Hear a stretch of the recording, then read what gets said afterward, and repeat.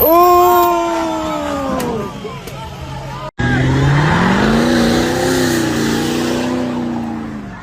Jathan.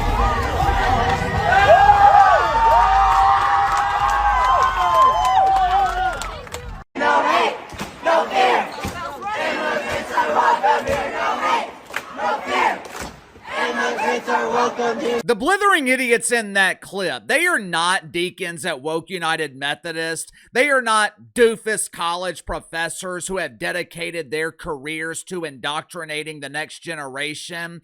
They are not the people who own the house next door, because the clueless members of Club Dunce in that clip, they're not old enough to do any of those things. Hell, they're not even old enough to buy lighter fluid from Publix, because the people in that clip, they are junior members of Club Dunce. They are deacons in training at Woke United Methodist, because the people in that clip are minors. They're high school kids.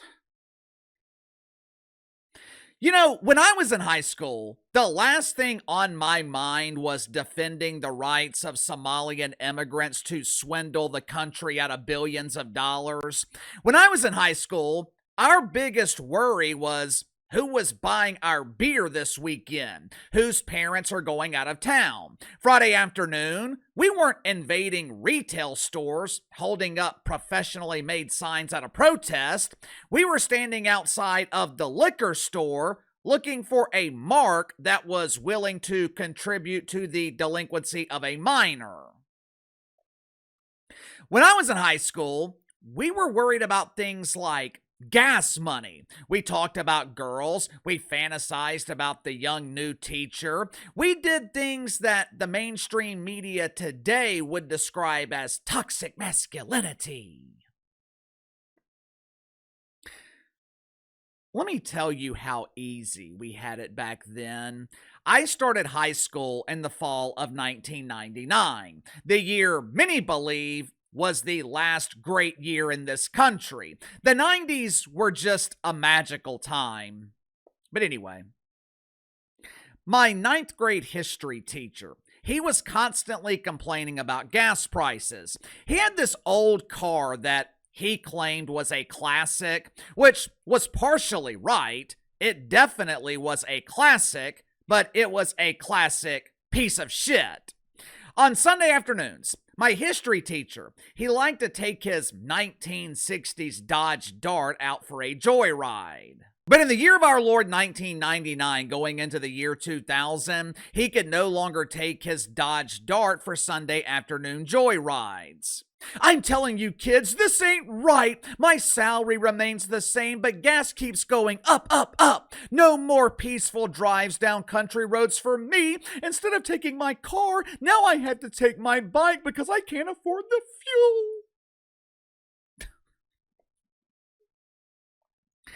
At the time, gas was just approaching $1 a gallon. Not multiple dollars per gallon, $1 per gallon. 4 years later, gas would be closer to $4 a gallon.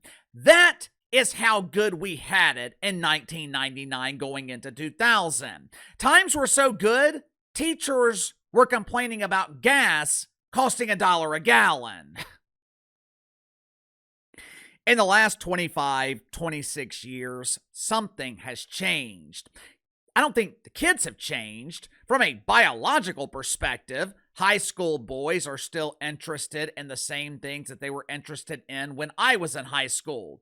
Most high school boys are interested in high school girls. And some high school boys are still taking peeks at other dudes during gym class.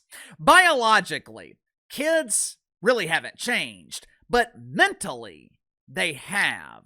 The question is why? It's not natural for high school kids to be obsessed with politics. Most people don't care about the disease of politics until they're infected with the disease in adulthood. So, why are we seeing high school kids across the country participating in anti-American protest? Why are we seeing kids using derogatory language while talking about federal agents. Why are we seeing kids disrespecting their own country? Well, Uncle Casey, I blame the parents. You know, normally I would agree. Show me a problem child and I'll show you a bad parent. But believe it or not, I don't think the parents are to blame. Make sure to like and subscribe. You can follow me on Twitter at KC_BTL84. Link to the second channel is in the description below. Earlier today on the second channel, talked about the disappointing NBA careers of Ja Morant and Zion Williamson. These dudes were poised to be the future of the league. At one point, Ja Morant, he was going to be the next face of the NBA. But today, no one wants him. The Grizzlies could not find a single team that was willing to trade for Ja Morant. And Zion Williamson, he is well on his way to being out of the NBA in the next couple of years. I explain why the top 2 picks in the 2019 NBA draft will be remembered as bust. So if you haven't already, click the link in the description below, subscribe to the second channel. If you have been following the channels for a while, then you know that I am fascinated with organized crime. I like reading about the Mafia. I like reading about the drug cartels. What fascinates me a lot about the Mafia, even though they were criminals, they tried to operate with some level of honor, integrity. In Mafia-controlled neighborhoods, you didn't see a lot of burglaries or sexual assaults. Why? It was bad for business, and the Mafia damn sure didn't use children to further their criminal interest. Can't really say the same about the cartels or some street gangs here in America. They are notorious for using children, especially with moving narcotics. Why? Because they know kids won't get 25 to life. They know the justice system takes it easier on kids. More importantly, they know young kids are the easiest to manipulate. Over the last couple of weeks, the riots in Minneapolis, Stan, have pretty much died down. We are no longer seeing as many adults in the streets acting like buffoons. Blue-haired Claire, Peg, who used to be Greg, once local cops in Minnesota were actually allowed to do their jobs, and they put an end to these useless riots. For the most part, Mom and Mom went back home to their families. But that does not mean the protesting has stopped. Over the last couple of weeks, instead of adults in the streets acting like children, we are seeing kids protesting, acting like children. Initially, I asked the same question that you're probably asking right now. Where in the hell are the parents?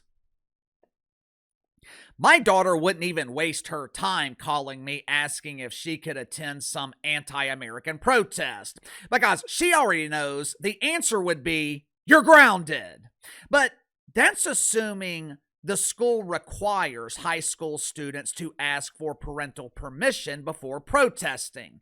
In some of these cases, parental permission is not required. According to parents at Cascade Middle School in Washington, their prepubescent children were allowed to protest against ICE, and the parents didn't know a damn thing about it. Watch for yourself. My son just called and said that his school just brought him to a protest. I'm fitting to go rage. Who the fuck said you could bring my child to a protest? Any of our kids to a protest. They see what's happening today. Bringing kids out there now. Purposely in schools. Washington State. Send this out. Washington State sending their kids to protest. White Center, we call out here Rat City. If anybody from Washington State knows this Rat City is not an area you bring kids, let alone bring kids to a protest in this piece of shit city. If anybody knows White Center, you know Rat City is dangerous. Why are you bringing our kids into dangerous territory? First of all, good for this father. Obviously, he is raising his son the right way. The kid knew his father would not approve, so instead of going along with everyone else, who from the sound of it, these kids were being Let's just say these kids were being encouraged to protest, but sounds more like they were being required to protest. Either way, instead of this young man going along with everyone else, he calls his dad to handle the situation. Good for him. Now, let me ask you something. What the hell does a middle school student know about immigration? You know what I was doing in middle school? I was playing video games. I was riding bikes outside with my friends. I was watching the Monday Night Wars between WCW and the WWF.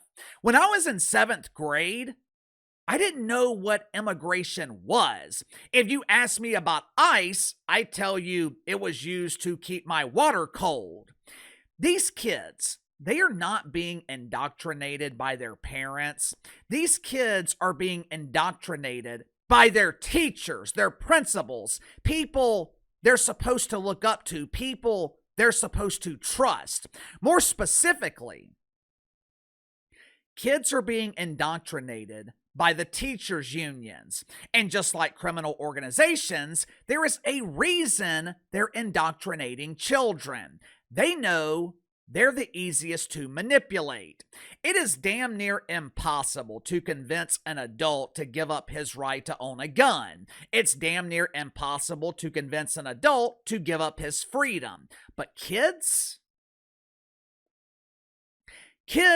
don't know shit. They're not supposed to. They're kids. If you can indoctrinate an entire generation, then you can change the country from within. Eventually, those kids will become adults. If you have spent the first 22 years of their life from kindergarten to college infecting them with the woke fungus, then you have a doofus Democrat voter for life. You know, we made a mistake thinking that the woke fungus was eradicated. Remember when the Trumper got elected? Everyone thought America rejecting the woke fungus and everyone thought it was all over. And I am including myself in this. I thought doofus Democrats would shift towards the center. I thought they would realize the only way to get elected was to appeal to normal people. But I was wrong. The woke fungus wasn't eradicated. It just went into hibernation. America is deeply infected with the fungus. It's in the classroom. It is spread throughout the public school system, vast majority of colleges and universities, Hollywood, the music industry. This damn thing is everywhere. And if they achieve their goal of indoctrinating the next generation of kids, America could be in trouble. Luckily, though, the one thing standing in their way, it's not the Trumper, it's not J.D. Vance, it's not Marco Rubio, Kristi Noem, Fox News. The only thing standing in their way, parents, which is why they are hell-bent on destroying the traditional family. Sound off in the comments below. I'll see you guys tomorrow.